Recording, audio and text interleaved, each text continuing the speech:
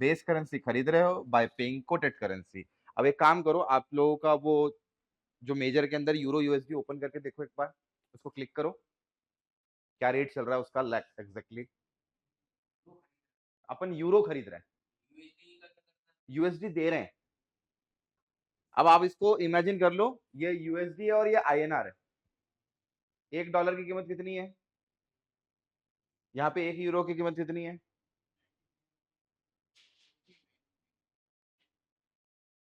Clear है, हम लोग डॉलर दे रहे हैं और यूरो खरीद रहे हैं। इंडिया का अगर पेयर होता तो इंडिया में यहाँ आईएनआर होता। यहाँ पर ये मेजर पेयर है, मेजर पेयर में आईएनआर आएगा कहां से? आईएनआर तो एक्सोटिक के अंदर है। तो हम लोग यहाँ पर बेस करेंसी को बाय कर रहे हैं बाय पेइंग कोटेड करेंसी। यानी आपका जो प्रॉफिट एंड लॉस होएगा वो किस में होगा? वो डॉलर के टर्म्स में होगा। ठीक है, आप क्या करते हो, जैसे फॉरेक्स का सिंपल सा फंडा है, फॉरेक्स वालों ने 7 ऐसे मेजर पेयर्स बना के रखे हुए हैं। 7 मेजर पेयर के अंदर बता देता हूँ कौन कौन से हैं। एक तो है सबसे मेजर पेयर यूरो यूएसडी, दूसरा है जीबीपी यूएसडी, तीसरा है Australian dollar USD, New Zealand dollar USD, USD CAD USD, आपका JPY, USD CHF. These are the 7 pairs only. ये 7 पेयर है मेजर वाले। इसके अंदर सबसे ज्यादा वॉलेटिलिटी मिलेगी आपको इसमें,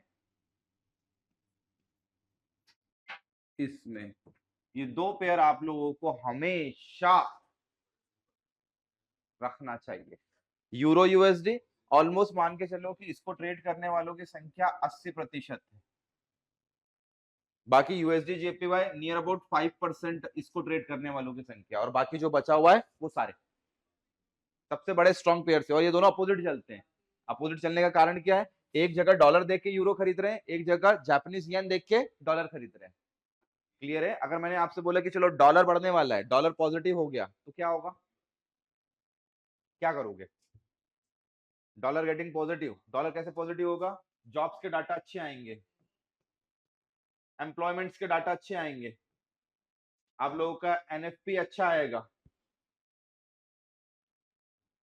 अमेरिका का जो जीडीपी है, जीडीपी अच्छा आएगा।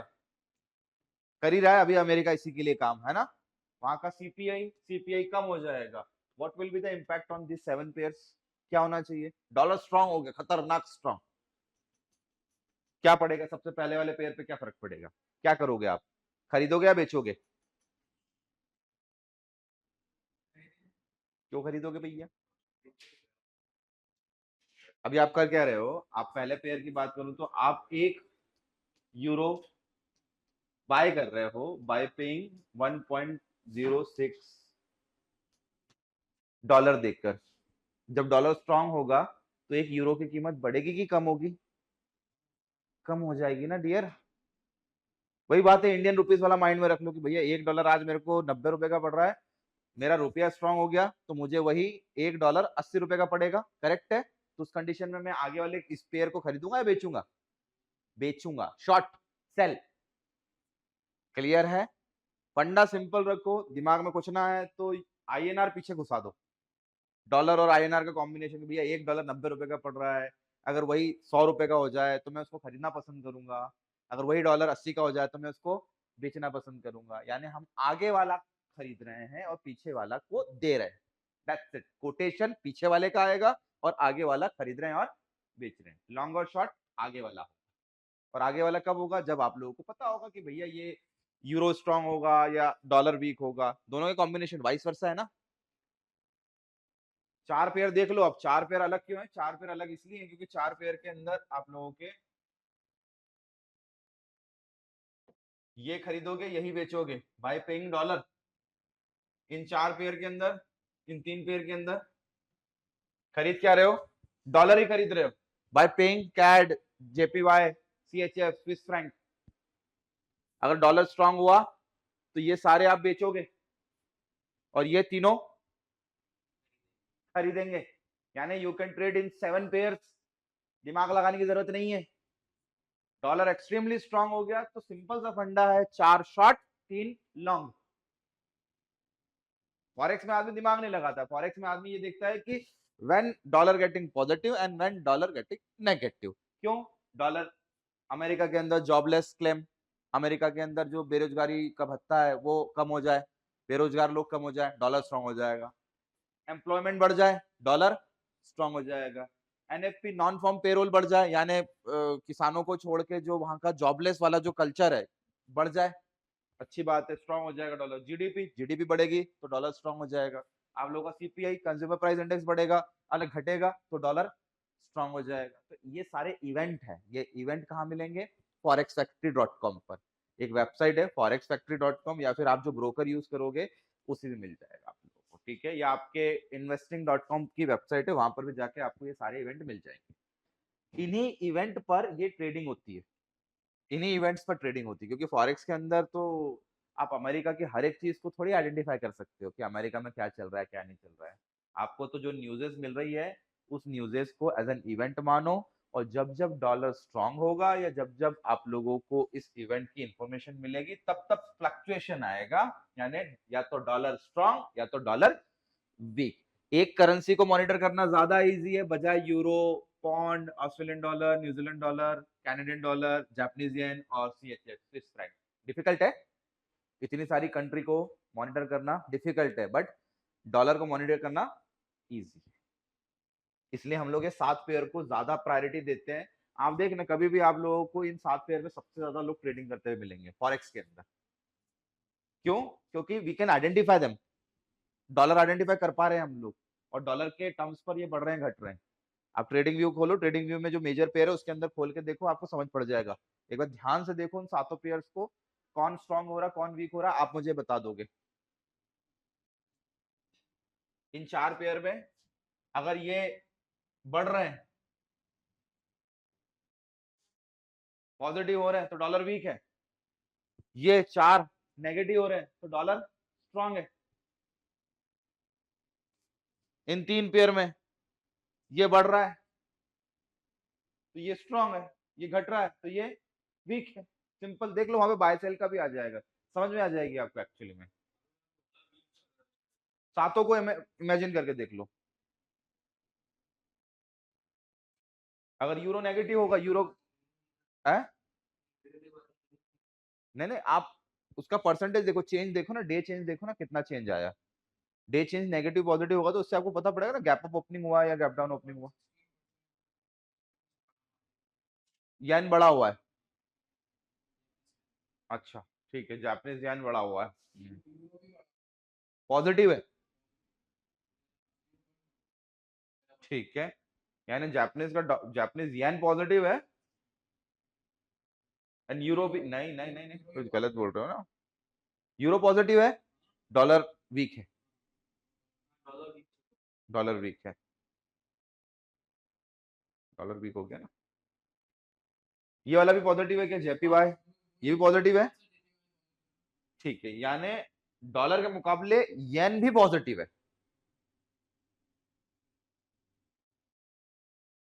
देखो जरा एक बार ध्यान से, रुक जाओ मुझे देखने दो।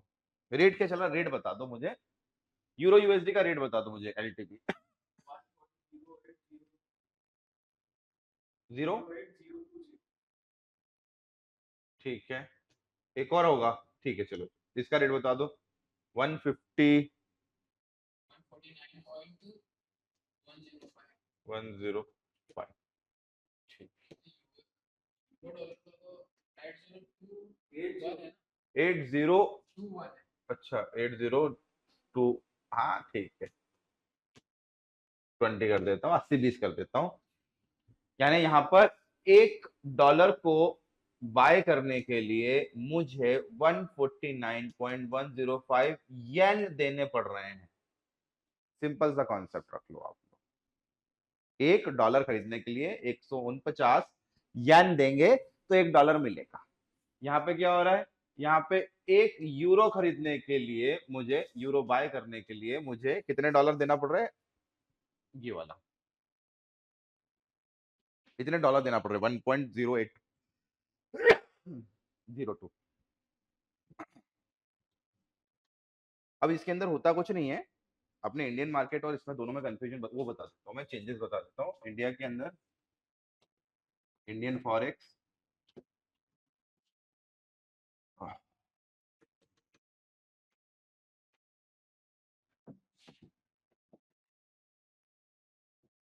इंटरनेशनल फॉरेक्स मार्केट के अंदर इंडिया में जैसे कोई पेयर है यूएसडी आईएनआर का पेयर है, सेम है, पेयर में कोई चेंजेस नहीं है ना, वही तीन तीन की कैटेगरी में होगा।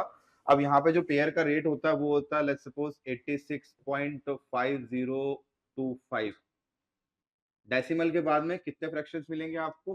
4 फ्रैक्शंस मिलेंगे। इंडिया में डेसिमल के बाद में 4 फ्रैक्शंस मिलते हैं, ठीक है। अब इन 4 फ्रैक्शंस के अंदर भी जब मिनिमम मोमेंटम लास्ट के ये 2 फ्रैक्शंस में होता है, ठीक है, that is called pip, PIP, है ना, पॉइंट इन परसेंटेज। क्लियर है? इंडिया में मिनिमम 25 पिप ऊपर और नीचे होता है, यानी डेसिमल का तीसरा और चौथा पॉइंट ऊपर नीचे होगा 25-25 के फ्रैक्शन में, यानी लास्ट में यहाँ 25 लिखा है, यहाँ तो यहाँ 50 होगा, 75 होगा या फिर। क्लियर है? ये इंडियन मार्केट का फॉरेक्स, जितने भी सातों पेयर है उनमें 25-25 पिप का मोमेंटम आता है, 25 पिप, है ना। अब इंटरनेशनल मार्केट की बात करेंगे, जैसे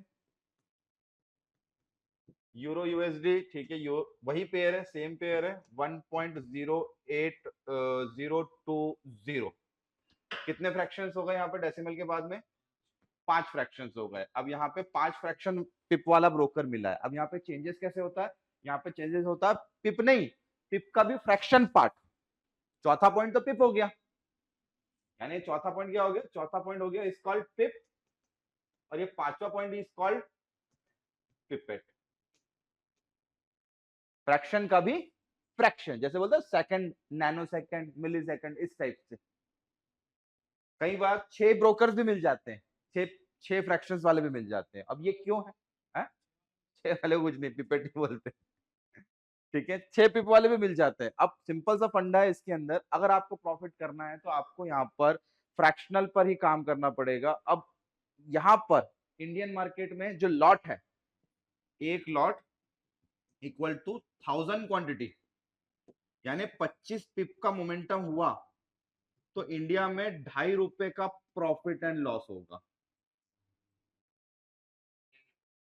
एक लॉट पर, यानी हर बार 25 पिप, क्योंकि मिनिमम 25 पिप ही है, तो मिनिमम प्रॉफिट एंड लॉस कितना हो गया?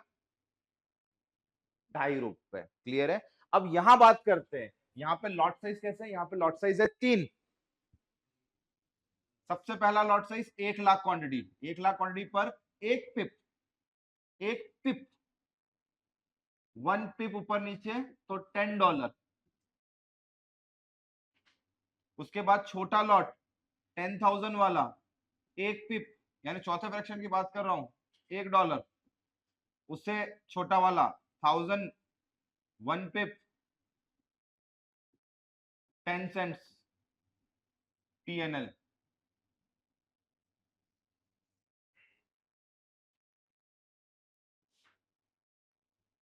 This is the basic concept आप लोगों के प्रॉफिट एंड लॉस का, ठीक है। तो इंडिया और इसके अंदर फर्क यही है, इंडिया के अंदर मिनिमम आप लोगों को 25 पिप का मोमेंटम होता है, और वहां पर आपको पिप नहीं, पिप का भी फ्रैक्शन, पिपेट में फ्रैक्शन के अंदर मोमेंटम हो रहा है, यानी एक पिपेट भी ऊपर नीचे हुआ तो $1 गया और आया, यानी जो पांचवा डिजिट है, पांचवा डिजिट 1 से 2 हुआ तो $1। समझ में आ रहा है ना? फ्रैक्शनली तोड़ लेना उसको, क्योंकि चलता पीछे से ही है ना सारी चीजें, तो ये सारे पेयर्स के अंदर कॉमन है, जितने भी पेयर्स देखोगे सब में यही कॉन्सेप्ट चलेगा, ठीक है। ये फॉरेक्स की बात कर रहा हूं मैं, this is common for forex. Commodity और उसके अंदर अलग है, उनके लॉट साइजेस अलग अलग है, प्री डिफाइंड उनके लॉट साइजेस, ठीक है। वो भी बता दूं क्या, लिखा दूं क्या मैं? ये कॉन्सेप्ट क्लियर हो तो मैं इसको एक बार ऐसे प्रॉपर्ली और लिखा देता हूँ, है ना। कॉन्सेप्ट क्लियर है ये?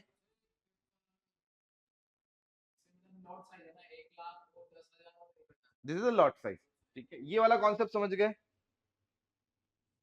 वाई हम लोग क्या खरीद रहे हैं, क्या बेच रहे हैं? हम लोग आगे वाला जो है वो खरीद रहे हैं और वही बेच रहे हैं, है ना, यानी इसी को बाय करना है और इसी को सेल करना है। ये यूरो, यूएसडी नहीं खरीद रहे हैं, यूएसडी तो दे रहे हैं, एक यूरो खरीदने के लिए मुझे 1.0820 यूएसडी देना पड़ रहा है ताकि मुझे एक यूरो मिल सके। ठीक है,